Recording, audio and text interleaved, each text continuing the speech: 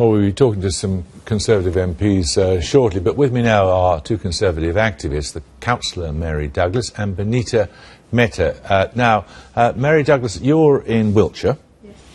Are you finding the UKIP on the march there because of these issues like gay marriage? Yes, we've just had the local council elections, and there are several Conservatives who would have been councillors now had it not been for UKIP in their patch.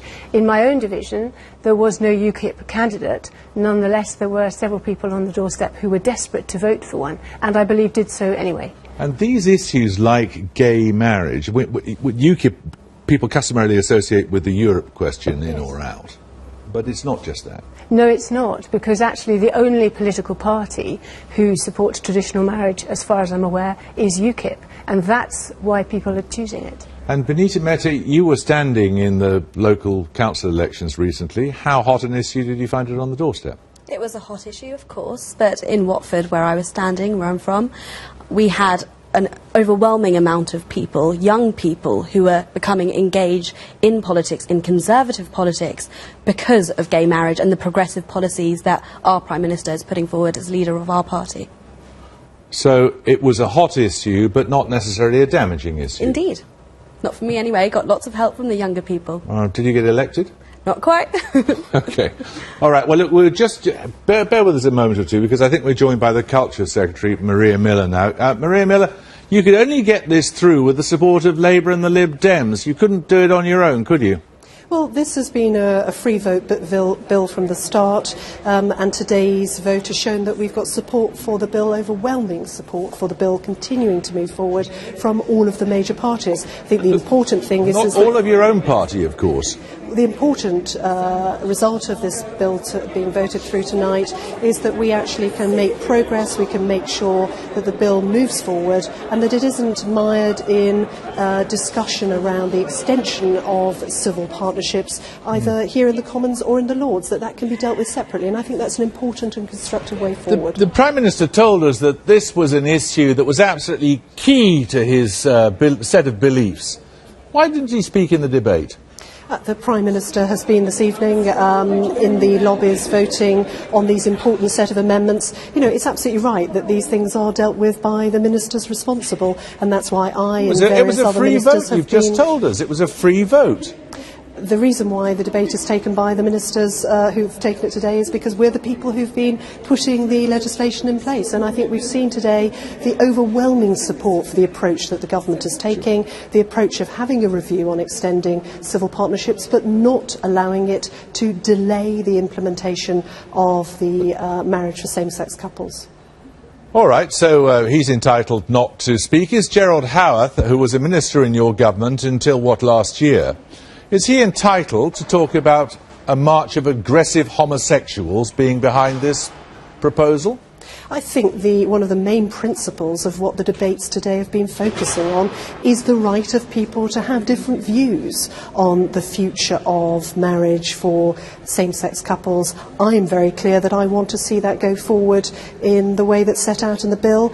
Other colleagues may not have the same view, and clearly there's a need to respect that in the same way that we're respecting the rights of religious institutions to be able to deal with this in different ways, whether that's the Quaker Church, the Jewish Free Church, the Unitarians, who all support the idea of extending same-sex marriage, and the Church of England, Church in Wales, who don't support that. You've done this at the cost of allowing part of the nation to see that much of your parliamentary party might, in their view, be characterised still as the nasty party. Look, you've seen in the votes tonight an overwhelming support for the approach that we're taking in this important report stage of the bill. Not in your own party, we haven't. There is strong support within the Conservative Party, and we saw that in the lobbies today. Sorry, how many of your own MPs didn't support this legislation then? I haven't got the breakdown of that yet. Yeah. That's not something I've got available here. But what I can tell you is there's strong support in my party from some of your from the Conservatives. Yeah. There's strong support from Labour and Liberal members, and that's why this is a free vote. It's a conscience issue. I think that's important, and what we've seen here today is a House of Commons who wants to see this bill move forward. The House of Commons may as a whole, because with the aid of what was called a grubby deal by one of your own MPs, you were able to force it through. But the fact is, a substantial section of your own party simply doesn't like this legislation and sees it as symptomatic of the fact that your leadership is completely out of touch with your grassroots. I think what you've seen tonight is that actually there are many members of the Conservative Party who do support this measure. And when we look at the support out in the country as a whole, we can see that there is a majority support for extending marriage to same-sex couples. You know, I think that what we need to focus on tonight is that this bill is moving forward. All right, well, and just as in with other conscience bills, you know, there will be a difference of opinion. And I simply don't accept this should be whipped, which is what you're implying. We have two of your local activists here in the studio. From your experience, Mary, do you recognise the party that Maria Miller is talking about? No, and I have to say I am astonished. I never would have imagined that I would sit talking to somebody in the heart of government in Great Britain, and we exported parliamentary democracy across the whole world, and this is a bill that has no mandate, no manifesto, no green paper, no white paper, no Queen's speech, not on either side of the year that has just gone by, a consultation that was a total sham, to be frank, of which any tin pot dictator would be proud. And furthermore, a committee that was weighted totally out of proportion to the proportion of MPs who voted either way at the second reading, and a debate in which the MPs could only talk for 4 minutes to talk about the institution of marriage. OK, Maria Miller, deal with that.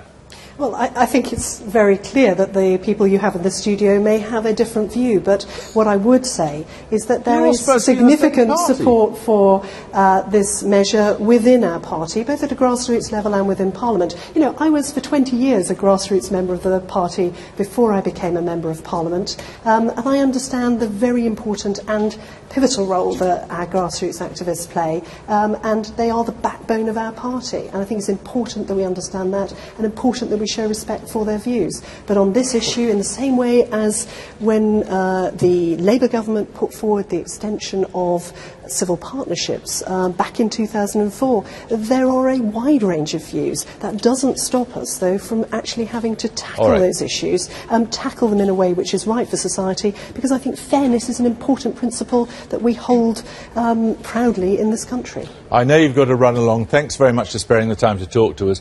Mary Douglas, you were going... Sorry. As you were listening to her speak. Yes. That you were exhaling in frustration, were you? I have to say, actually, what angered me even more than the clear contempt for the deeply held views of Conservative supporters. I mean, these are people who've served the party all of their life, faithfully working on its behalf, and now they are leaving. Why are they leaving? Because they just cannot support something which goes against their core beliefs. And I know in North Wiltshire, the chairman of the association there, she said people had been leaving for that reason, and then they had turned to her and said, we have to leave, but who are we going to vote for now? Now, what about this swivel-eyed loon? Do you feel a swivel-eyed loon? Yeah, often, actually, but I can't speak for others. I mean, but that such language can be used, allegedly, that such language can be used by people near the centre of the party about the people who get the party elected. Yes, and I mean, I'm minded that no one has yet confirmed who exactly said that. But as I said recently, actually, whoever said it, what is so sad is that the Conservative grassroots were not surprised. Sadly, that is what we had suspected went on. Benita Mehta, why you are expressing disbelief in a different way? You are surprised to hear senior members of your party, because I've heard senior members of your party talking about local activists in these terms. I have not, but and those are but allegations. I believe that we are a broad church in the Conservative Party, and I understand your viewpoint. There are many Conservative activists and members, and of course there will be a diversity of views. However, in my opinion and what I've seen from Watford and around the country, having been involved in student politics, overwhelmingly, the younger generation are 100% behind this policy, and I understand that your association chairman has her issues and she's seen that in Wiltshire. However, in Watford, what I've seen, and indeed at Warwick University, people are getting behind the Conservatives for the reason that we are implementing these Let me progressive just interrupt policies. you there, because we're joined by two further MPs now. Tim Loughton, whose amendment... what happened to your amendment? It failed, didn't it? Well, it didn't get passed, but just about everybody who spoke in the debate this evening said they agreed with it, but there was a very strange, grubby deal done between the Labour Party front bench and the government, and they voted against it. But strange things happen in politics. Margaret James, how do you feel about a grubby deal being necessary in order to get through something you believe in? Well, at least I did agree with what happened. I happen to support the principle of civil partnerships for heterosexual couples, but I felt the debate revealed that there was much more work and thinking to be done before it was going to be implementable, and therefore I didn't want it to hold up the progress of a separate matter, which is equal marriage for gay people, and that's why I was happy to oppose the amendment, although in principle I do agree with what's behind it. What do you feel will be the sentiment in Stourbridge tonight? Well, I think Stourbridge reflects, the country. I mean, it's a bellwether constituency. Yeah, okay, come on. Well, yeah, seriously. Get to the point. Okay, I think that I've had quite a lot of support for my stand. I know that there are members of my association who disagree with me, and we've had very friendly discussions about it. But overall, I would say Stourbridge reflects the rest of the country. There's a narrow majority in favour of gay marriage. And you feel you're absolutely in tune, Tim Loughton, with the people of Worthing and Shoreham? Well, I've had something like over 800 letters from constituents saying they disagree with the same-sex marriage bill, and I've had about 20-something in favour. Now, that's only 800 and something in total. There are very real concerns about this bill. Clearly, the will of the House that the bill should go through. I'm not going to oppose that, but our job as backbenchers was to make sure that the safeguards which we think are needed in the bill, so that people who have got conscience issues against this big change in the way we look at marriage, can express those views without having fear of losing their job or suffering persecution and prosecution. And that's the important job we have to do. But just to be clear about this, as far as you're concerned, that's an end to it. Parliament has spoken. Your campaign is at an end. Well, only half of Parliament has spoken. In fact, we've finished... The House of Commons has spoken, the elected part. Well, we haven't finished in the House of Commons. We'll have the third reading of the bill tomorrow, and then it will go to the House of Lords, which is a completely different ballgame. But the particular issue which I was pushing this evening, which is all about extending civil partnerships to opposite-sex couples, because if we don't do that, there's a glaring inequality which has been created as part of a bill which is supposed to be all about equality. And I think there are many people, as Margaret said, she agreed with it, but an awful lot of people didn't vote for it, and I think it will gain steam, perhaps in the House of Lords and beyond. Margaret James, how do you feel about sitting on the same benches as a man? In fact, it was in response to a point of yours, where an MP who can talk about a march of aggressive homosexuals.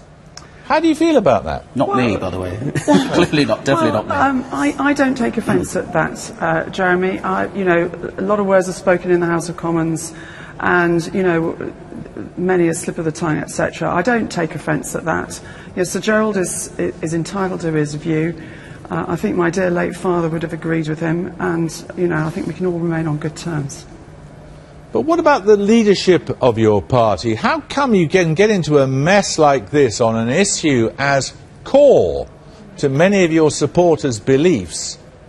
You've probably not been able to hear them being down there in Westminster having legislating to do, but there are people who are jolly angry in your party about what Parliament has done today, with the assistance of Labour and the Lib Dems, unable to do it by itself, your party. Well, I appreciate that, but I would like to say that there are a lot of Conservative colleagues voted for this bill. In fact, I sense support is growing amongst my colleagues for the bill, so I don't think it's quite fair to say we're only doing it with the support of other parties. There is cross-party support, but there are a lot of Conservative colleagues who are behind this bill, and I'm sorry that not everybody shares the view, but hopefully with the passage of time people will come to appreciate, as they have done with civil partnerships, that gay marriage will come, like it has done in 14 other countries, right, and okay. The world will not end. Let's go back to this point of the leadership here. You're quite confident and comfortable with David Cameron's management of your party, are you, Benita? I think he did introduce this bill, and I was there at conference in Birmingham in 2011. He didn't bother to speak for it today. Well, he'd made his views very clear, and I do support him, as do many others who are, like me, members of the Conservative Party, as I can say from this panel, as someone who's 22, and potentially representing the younger generation within our party. I think, as Margot James said, we do have many, many people who do believe in this bill, and frankly, in 5 to 10 years' time, we'll look back on this in the future of our party and across all the parties. We'll look at this and think, what was the big deal? Why didn't we just get on with it? There's a fellow member of your party, a fellow activist, sitting next to you, just shaking her head in disbelief. I would like to pursue, if I may, the whole "this isn't a big deal," because one of the things that concerns me is the total lack of understanding of the meaning of marriage. This is not just about equality, it's not even achieving equality. This is about changing an institution that has to do with the creation and the caring of children, and that has not been mentioned. Hardly at all have the children and the actual purpose of marriage within our society even featured in this debate. If you are not gay, this will not affect you. Your marriage will not be affected. However, I would like to live in a country where my children can be able to marry whoever they love, gay or straight. Marry. We need to understand what it is All to right, marry. I'm going to cut you off there. You can carry on arguing outside. Thank you very much.